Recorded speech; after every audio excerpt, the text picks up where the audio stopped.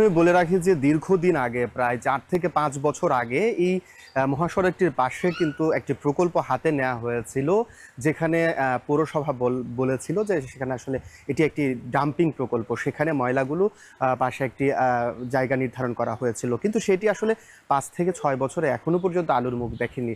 আমি কিছুক্ষণ আগে কথা বলেছি এখানকার যে প্রশাসক যারা রয়েছে তাদের সঙ্গে, তারা যে বিষয়টি বলছে যে সেই প্রকল্পটি আসলে অর্থায়নের অভাবে এটি বন্ধ হয়ে গেছে। যতটুকু হয়েছিল তার আসলে আলোর মুখ কিন্তু আর দেখেনি, যার ফলশ্রুতিতে যে এখন শুধুমাত্র সেই ডাম্পিং যে প্রকল্পটি রয়েছে সেখানে শুধুমাত্র ময়লা ফেলা হচ্ছে, কিন্তু সেখানে আসলে ময়লা ফেলে শুধুমাত্র জায়গা সংকলন হয় না। এই জন্য রাস্তায় যে দীর্ঘদিন যাবত যে ময়লার স্তূপ রাস্তার পাশে, সেটি কিন্তু আমরা লক্ষ্য করি। এইখানে সবচাইতে যে ব্যাপারটি আসলে আশপাশের যে পরিবেশ নষ্ট এবং আশপাশের যে বাড়ি ঘর রয়েছে সেখানে কিন্তু আসলে মানুষজন বসবাস করতে পারে না। ফসলি জমি কিন্তু আসলে নষ্ট হচ্ছে, সেখানে কিন্তু ভালো মাপের কোনো ফসল তারা উৎপাদন করতে পারছে না।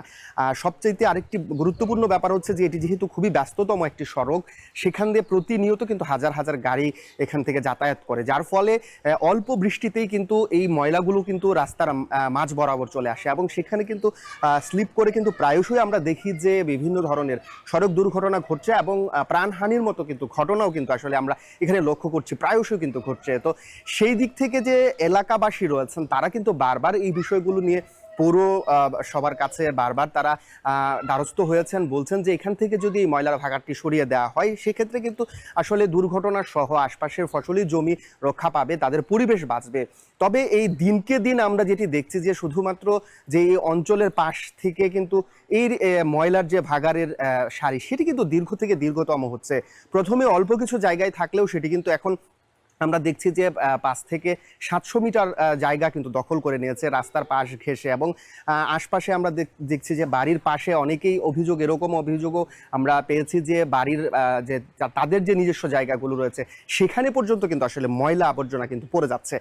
তো সব মিলিয়ে যদি বলি যে এখানে কিন্তু প্রতিদিন হাজার হাজার যানবাহন চলাচল করে এই মহাসড়ক দিয়ে, তাদের ভোগান্তি রয়েছে, দুর্ঘটনার একটা আশু সম্ভাবনা সবসময় কিন্তু এখানে থাকে। পাশাপাশি যে এইখানকার আশপাশের যে মানুষজন রয়েছে সেই মানুষজন কিন্তু আসলে বিরাট ভোগান্তিতে থাকে এবং রোগবালাই কিন্তু এখানে প্রতিনিয়ত তাদের কিন্তু বাড়ছে এবং এই অস্বাস্থ্যকর পরিবেশে আসলে কেউ কিন্তু এখানে আসলে থাকতে পারছে না।